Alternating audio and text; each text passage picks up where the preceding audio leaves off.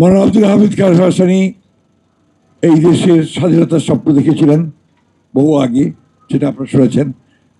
মৌলানা আব্দুল হামিদ খান ভাসানী এই দেশকে, রাষ্ট্রকে একটা সত্যিকার অর্থেই কল্যাণমূলক রাষ্ট্র হিসেবে দেখতে চেয়েছিলেন, সেটা তিনি দেখে যেতে পারেননি।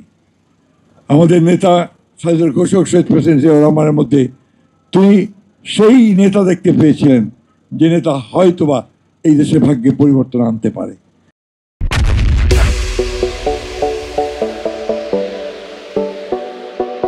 সেই নেতাও বেশি দিন থেকেনি, মাত্র 3 বছর পরে শহীদ প্রেসিডেন্ট জিয়াউর রহমানকে আমরা হারিয়েছি। বন্ধুগণ, আমরা যারা বিএনপি করি আমাদের একটা দায় আছে মৌলানা আব্দুল হামিদ খান ভাসানীর প্রতি।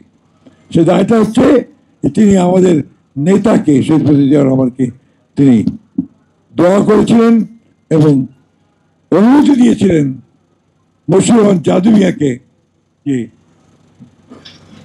জিয়াউর রহমানের সঙ্গে একসাথে কাজ করো, যে কারণে পরবর্তীকালে মশিউর রহমান জাদু মিয়া সাহেব তার ন্যাপকে নিয়ে বিএনপির সঙ্গে মার্চ করে গিয়েছিলেন, একখানে হয়েছিলেন।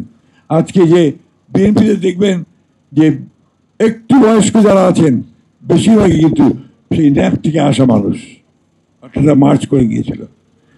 এই যে দায়গুলো, এই দায়গুলো আমাদের স্বীকার করা উচিত। আমাদের মৌলানা আব্দুল হামিদ খান ভাসানীর বই পড়া উচিত, তার জীবনী পড়া উচিত এবং তাকে আমাদের ফলো করা উচিত।